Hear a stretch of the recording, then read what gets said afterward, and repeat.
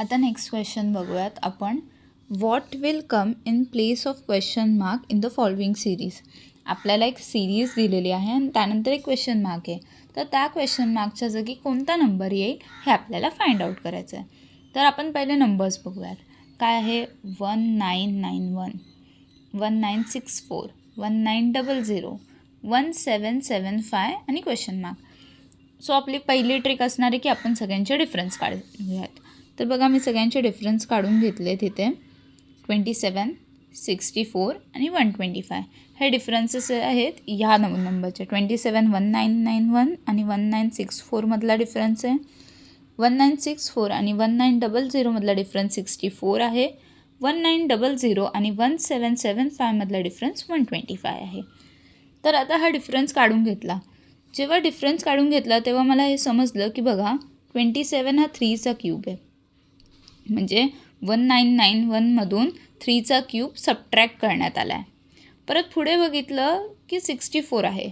64 हा 4चा क्यूब आहे. म्हणजे 1964मधून 4चा क्यूब काढण्यात आला आहे. आता पुढे बघितलं मी की 1900मधून 5चा क्यूब काढण्यात आला आहे. 125 हा 5चा क्यूब आहे ना. 1900मधून 5चा क्यूब काढण्यात आला आहे म्हणजे सबट्रॅक्ट करण्यात आला आहे. म्हणजे काय बघितलं आपण ह्या सिरीजच्या याच्यामध्ये की एक नंबर वाढवायचा आणि त्याच्या क्यूबनी सबट्रॅक्ट करायचं नंबरला.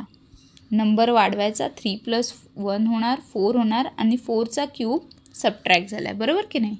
म्हणजे काय होतं आहे की 5च्या नंतर जो 6 असेल त्याचा क्यूब जो असेल तो आपल्याला 1775मधून काढायचा आहे. एक नंबर वाढवायचा त्याचा क्यूब मायनस करायचा आहे. ठीक आहे. म्हणून मी काय केलं की आता 1775च्या नंतर नंतरचा नंबर शोधायचा आहे की नाही आपल्याला. म्हणून 1775 मायनस 6चा क्यूब मायनस करायचा आहे. बरोबर. 5चा क्यूब मायनस केला आहे ना. तर त्यानंतर 5 नंतर काय येतं 6 येतं.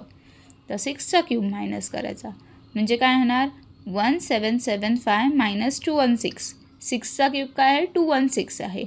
म्हणून मग त्याचा आन्सर काय येतं आहे 1559. म्हणजे ह्या क्वेश्चन मार्क जो आहे हा माझा याच्या जागी मला लिहायचा आहे 1559. राईट. आता हा नंबर जो आहे येणार आहे तो आपण ऑप्शन्समध्ये शोधूया. दिसतो आहे आपल्याला कुठे 1559 नाही. म्हणून ऑप्शन डी आहे आपला. None of these. काय आहे नन ऑफ दीज हा राईट आन्सर आहे.